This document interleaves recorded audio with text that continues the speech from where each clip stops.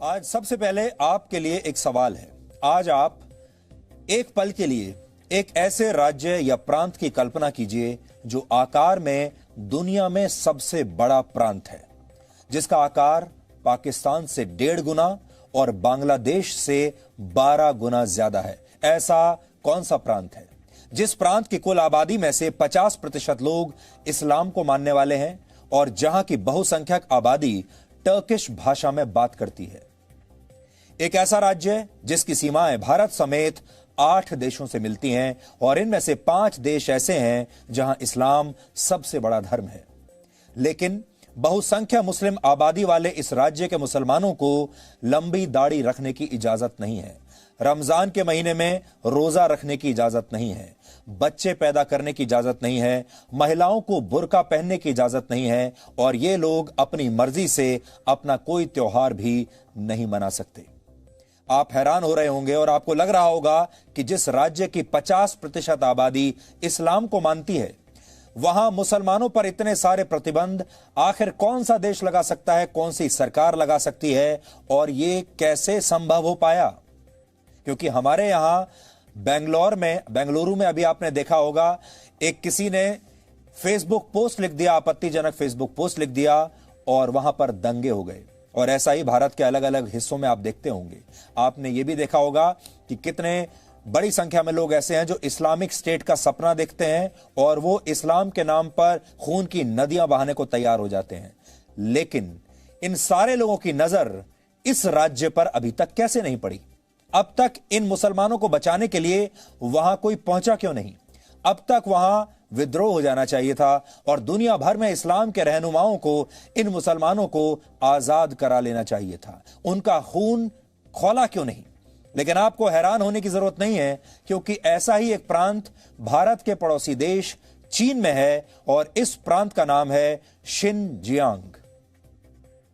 Xinjiang की कुल आबादी में 45% वीगर मुसलमान हैं जो मूल रूप से टर्की से संबंध रखते हैं। वही टर्की जहां आजकल आमिर खान गए हुए हैं और वहां के राष्ट्रपति की पत्नी के साथ चाय पी रहे हैं।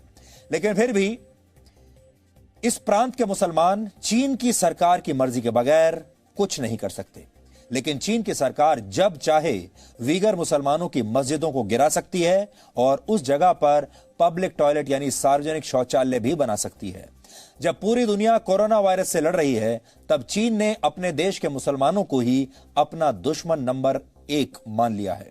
चीन ने शिनजियांग प्रांत के आर्तुश शहर के एक गांव सुनतगांव में 2 साल पहले एक मस्जिद को गिराया था और अब उसी मस्जिद की जगह पर एक पब्लिक टॉयलेट यानी सार्वजनिक शौचालय का निर्माण कर दिया गया है और इसे कोई नहीं रोक पाया।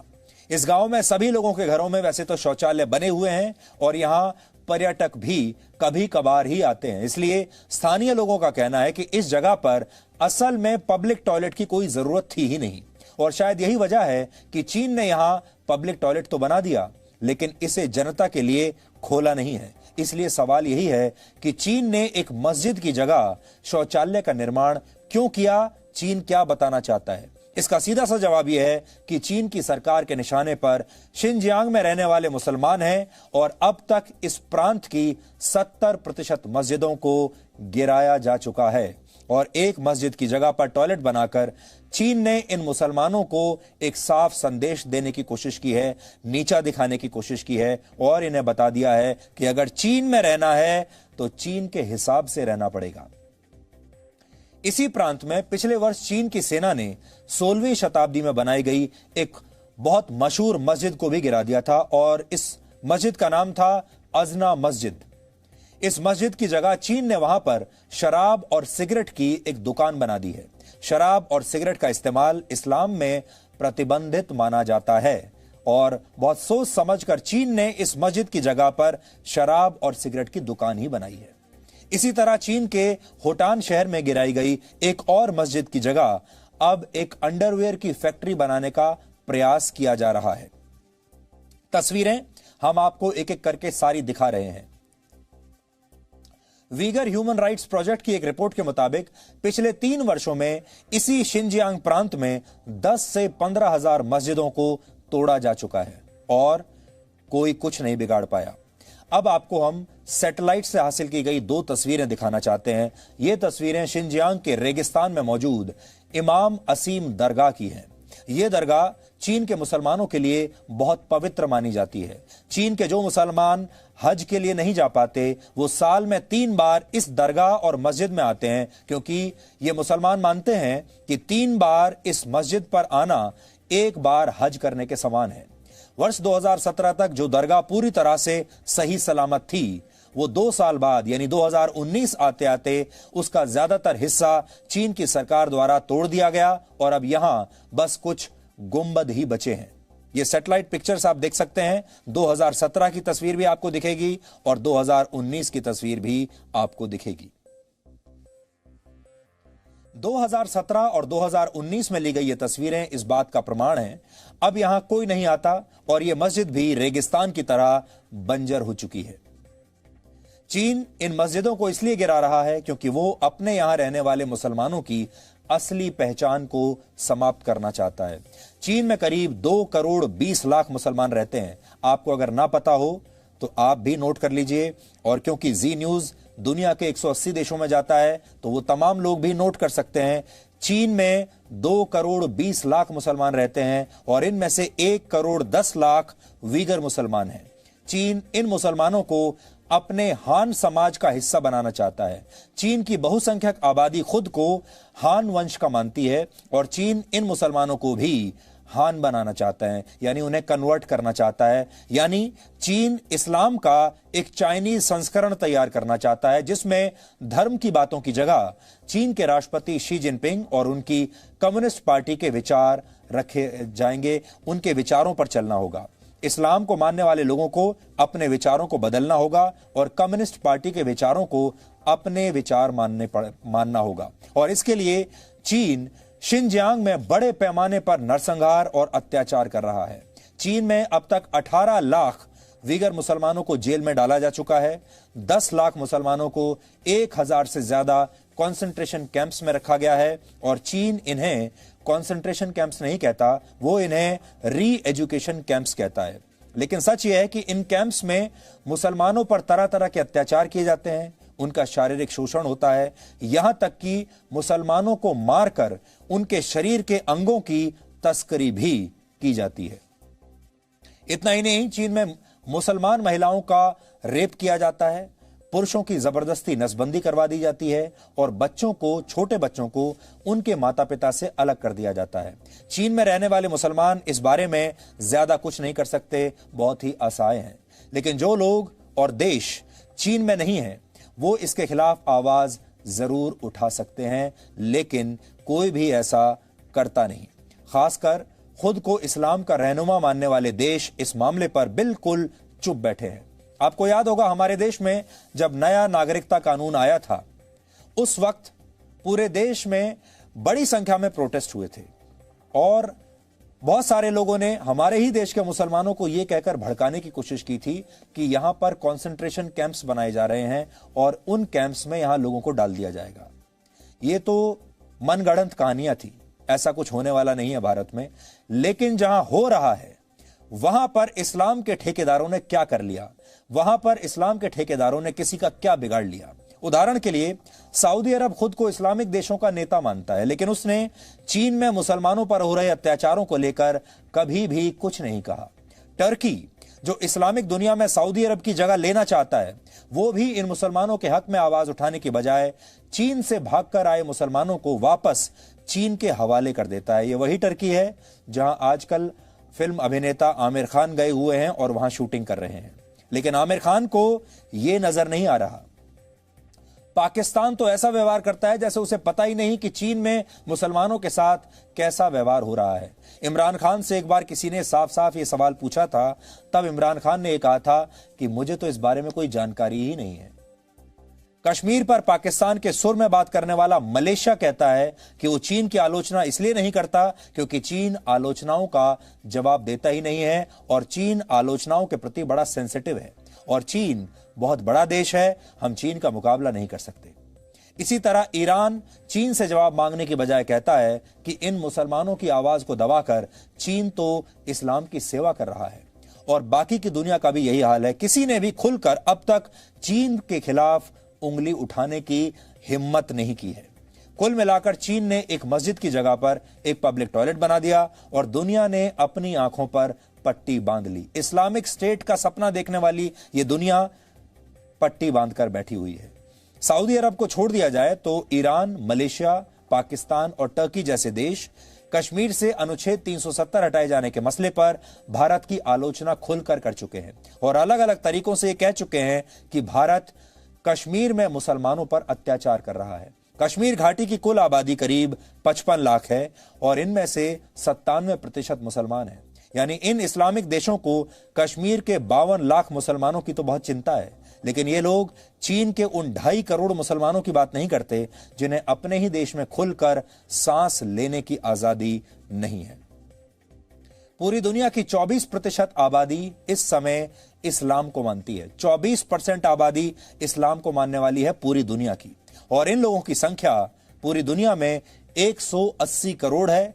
इनमें से ज्यादातर उन 50 देशों में रहते हैं जहां इस्लाम सबसे बड़ा धर्म माना जाता है और जो देश अपने आप को इस्लामिक देश कहते हैं, जबकि ईसाई धर्म को मानने वालों की संख्या इस समय पूरी दुनिया में लगभग 250 करोड़ है। यानी इस्लाम क्रिश्चियनिटी के बाद दूसरा सबसे बड़ा धर्म है पूरी दुनिया का। फिर भी दुनिया के 180 करोड़ मुसलमानों और 50 देश जो अपने आप को इस्लामिक देश कहते हैं कभी भी चीन को लेकर कुछ बोलते नहीं। इसके पीछे एक बहुत बड़ी वजह है जिसके बारे में आज आपको भी जानना चाहिए। इसकी पहली बड़ी वजह यह है कि ज्यादातर इस्लामिक देश चीन की ताकत से डरते हैं। यहां इनका कट्टरपंथ नहीं चलेगा, ये अच्छी तरह से जानते हैं। ये भी अपना कट्टरपन वहीं चलाते हैं जहां ये जानते हैं कि यहां हमारा काम हो जाएगा। चीन से ये डरते हैं। और दूसरी बड़ी वजह यह है कि चीन ने इनमें से कई देशों को खरीद कर अपनी जेब में रखा हुआ है, यानी पैसे से खरीद लिया है। चीन ने पाकिस्तान में 4,47,000 करोड़ रुपए का निवेश किया हुआ है। इसलिए पाकिस्तान की हिम्मत नहीं है कि चीन को कुछ कह पाए, क्योंकि वो चीन के टुकड़ों पर ही पल रहा है। 2017 में चीन ने सऊदी अरब की राजधानी रियाद के साथ 5,20,000 करोड़ रुपए की डील साइन की थी। इसी तरह ईरान में चीन 29 लाख करोड़ रुपए का निवेश करने वाला है। मलेशिया के तो कुल विदेशी प्रत्यक्ष निवेश यानी एफडीआई का 45% हिस्सा चीन से ही आता है। इतना ही नहीं, टर्की की डूबती हुई अर्थव्यवस्था को बचाने के लिए भी चीन ही आगे आ रहा है। इसलिए टर्की की भी हिम्मत नहीं है कि वो चीन से कुछ भी कह पाए। खाड़ी के देशों से तेल आयात करने के मामले में चीन पहले नंबर पर है और चीन के खिलाफ इन देशों की चुप्पी की एक बहुत बड़ी वजह यह भी है क्योंकि चीन से फिर पैसा आना बंद हो जाएगा। चीन उनका बहुत बड़ा बिजनेस पार्टनर है।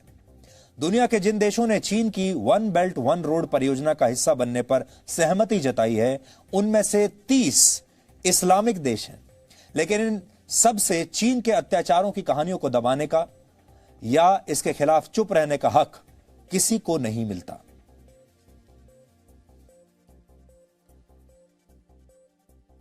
यह दुनिया का जो नक्शा इस समय आप देख रहे हैं, यह पूरे विश्व का नक्शा है आपके सामने।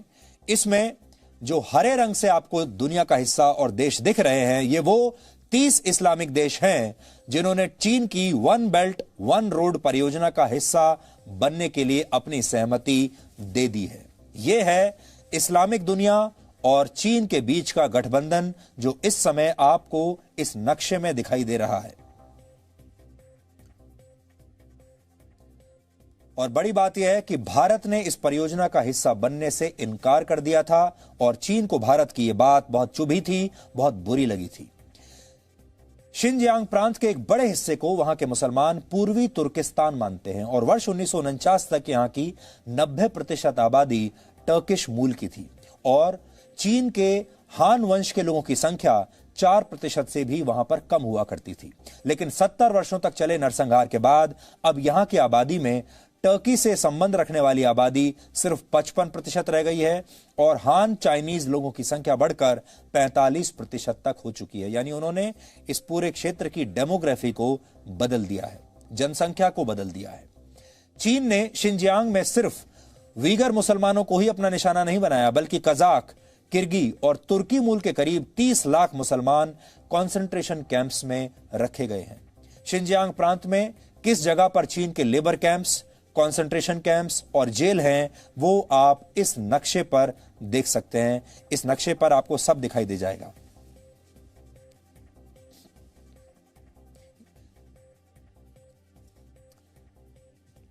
जो नीले रंग के जो डॉट्स आप देख रहे हैं वो लेबर कैंप हैं। नारंगी रंग के जो डॉट्स हैं वो कॉन्सेंट्रेशन कैंप्स हैं। और हरे रंग के जो डॉट्स आपको दिख रहे हैं ये हैं वहां की जेल, जहां पर मुसलमानों को रखा गया है। लेकिन चीन के इन अत्याचारों पर वो तमाम लोग चुप हैं जो एक जमाने में ये कह रहे थे कि पेरिस के अखबार चार्ली हेब्दो ने पैगंबर मोहम्मद साहब का कार्टून छापकर ठीक नहीं किया। और इस अखबार के दफ्तर पर आपको याद होगा 2015 में जो आतंकवादी हमला हुआ था उसके पीछे इस्लाम का अपमान करने पर पैदा हुआ ये गुस्सा ही था। यानी एक कार्टून के बाद हुई आतंकवादी घटना मुसलमानों के गुस्से का परिणाम होती है, लेकिन एक देश में मुसलमानों पर हो रहे अत्याचारों पर इन्हें गुस्सा नहीं आता। आपको याद होगा पेरिस की एक मशहूर मैगजीन थी चार्ली हेब्दो, उसमें एक आपत्तिजनक कार्टून छाप दिया गया था जो मुसलमानों को पसंद नहीं आया था। और उसके बाद उस मैगजीन में काम करने वाला जो स्टाफ था, जो पत्रकार थे, जो कार्टूनिस्ट थे, आतंकवादी उस मैगजीन के न्यूज रूम में गए और वहां पर उन्होंने इन सब लोगों की हत्या कर दी। इतना गुस्सा था। लेकिन क्या उन सारे लोगों की हिम्मत है कि वो चीन में जाकर अपने लोगों को बचा लें? चीन कैसे अपने देश के मुसलमानों पर अत्याचार करता है, इसकी कहानी आपको खुद चीन के ही एक वीगर मुसलमान से सुननी चाहिए, तो आपको सारी बात समझ में आ जाएगी। ये सज्जन, ये व्यक्ति जिनका इंटरव्यू अभी हम आपको दिखाने वाले हैं, ये चीन के वीगर मुसलमान हैं, लेकिन किसी तरह अपनी जान बचाकर इन्होंने अमेरिका में शरण ली है। और अमेरिका से ही इन्होंने हमसे बात की है। हमारा सहयोगी चैनल है व्योन, और व्योन से इन्होंने बात की और व्योन को ये बताया कि इन पर क्या गुजरी और इनके जैसे जो बाकी मुसलमान हैं चीन में उन पर क्या गुजरती है। ये भाग्यशाली हैं क्योंकि ये चीन से किसी तरह अपनी जान बचाकर अमेरिका में आ गए हैं, लेकिन बाकी लोग जो हैं वो इतने भाग्यशाली नहीं हैं। The Chinese government incited some Chinese mob to kill my brother. After I left 1 year, my youngest brother, he was killed. I can show you his photo. Here is his photo. He was 27 years old when he was killed. He was killed in a daylight in a restaurant by around more than 10 Chinese mob. No. Inside the restaurant, all is the Chinese. No one called police. No one called the doctor immediately. My brother died on site.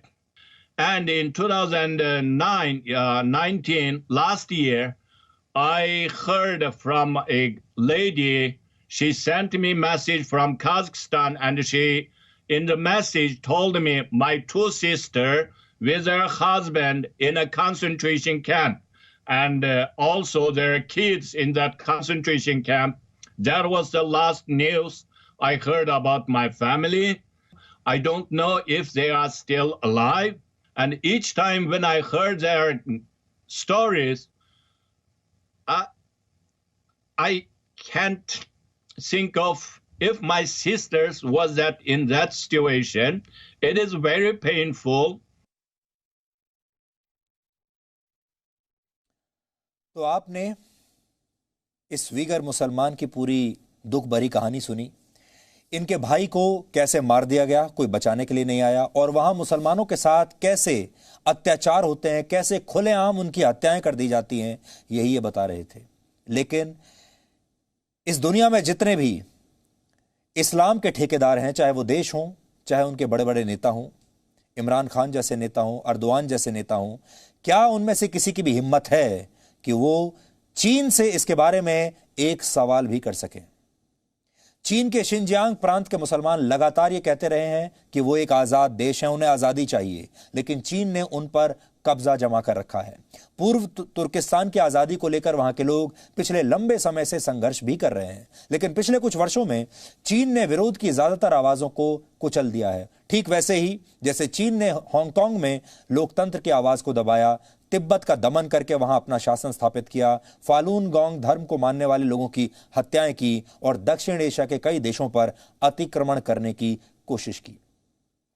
लेकिन दुनिया भर के मुसलमानों को तो छोड़ दीजिए, हमारे देश के भी ज्यादातर मुसलमान चीन के अत्याचारों का कभी विरोध नहीं करते। हमारे देश में बहुत सारे लोग नागरिकता पर एक नया कानून पास होने पर सड़कों पर उतर आते हैं, विरोध प्रदर्शन करते हैं, देश की राजधानी दिल्ली के शाहीन बाग पर कब्जा कर लेते हैं। आपको याद होगा, शहरों को अपना बंधक बना लेते हैं। पैगंबर मोहम्मद साहब को लेकर फेसबुक पर की गई एक टिप्पणी के बाद बेंगलुरु जैसे शहर को जला देते हैं। दिल्ली की राजधानी में दंगे हो जाते हैं। भारत की राजधानी दिल्ली में पुलिस थानों में ये लोग आग लगा देते हैं। दिल्ली में सरकारी बसों को आग लगाते हैं। अपने ही देश में आजादी के नारे लगाने लगते हैं, कहते हैं आजादी छीन कर ले लेंगे। लेकिन इनमें से कोई भी चीन के मुसलमानों की आजादी की बात नहीं करता, और इसकी वजह सिर्फ इतनी है कि कई मामलों में चीन ही इन लोगों का वैचारिक पूर्वज है और ये लोग चीन के खिलाफ जाने की हिम्मत कर भी नहीं सकते। लेकिन हां, अपने ही देश को दंगों की आग में जरूर झोंक सकते हैं। वर्ष 2017 और 18 में जब म्यांमार से रोहिंग्या मुसलमानों को बाहर निकाला गया और उनके खिलाफ अत्याचार हुए तो पूरी दुनिया में इसकी आलोचना हुई थी। पूरी दुनिया की बड़ी बड़ी संस्थाओं ने इसे रोहिंग्या मुसलमानों का नरसंहार माना और संयुक्त राष्ट्र संघ ने भी कहा कि म्यांमार अपने देश में मुसलमानों का सफाया कर रहा है, उनकी रक्षा नहीं कर पा रहा।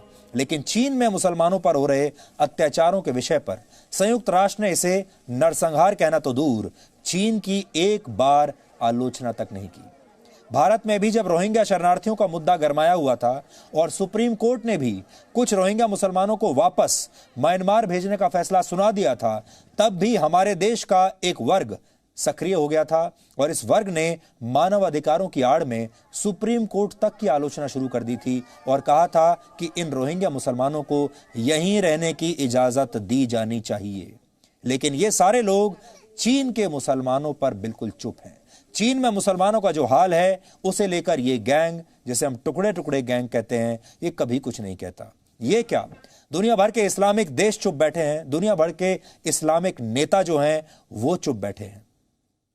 ये हाल तब है जब चीन के वीगर मुसलमानों के साथ भारत के ऐतिहासिक व्यापारिक रिश्ते रहे हैं। हजारों वर्ष पहले सिल्क रूट के जरिए भारत और इसी शिनजियांग प्रांत के इन्हीं मुसलमानों के बीच व्यापार हुआ करता था।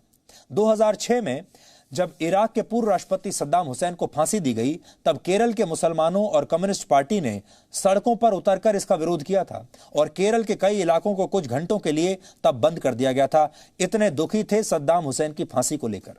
लेकिन केरल की लेफ्ट पार्टियां चीन में मुसलमानों पर हो रहे इन अत्याचारों को लेकर बिल्कुल शांत बैठी है। इतना ही नहीं, हमारे ही देश में केरल के मल्लपुरम जिले के गांव का नाम बदलकर सद्दाम हुसैन के नाम पर रख दिया गया था, क्योंकि यहां के लोग सद्दाम हुसैन को अपना आदर्श मानते थे।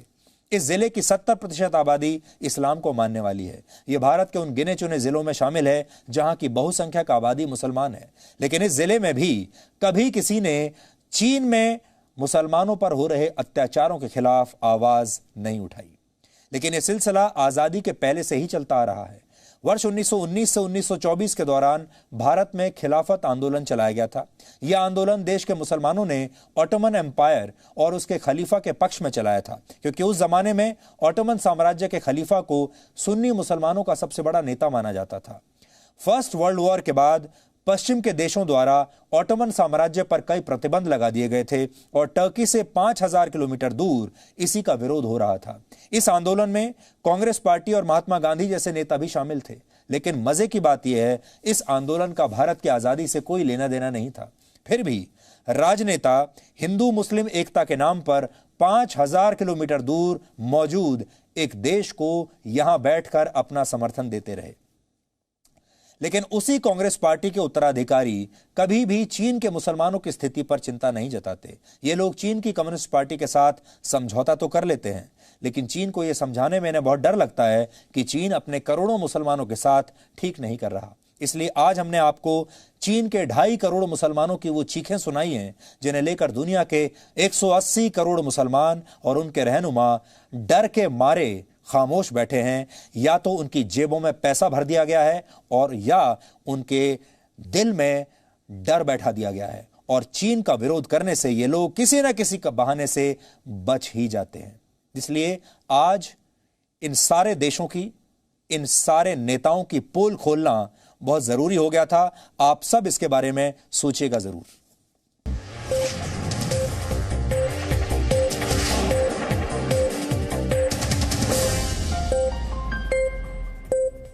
Presenting V News app, available on Google Play and App Store. Download it now.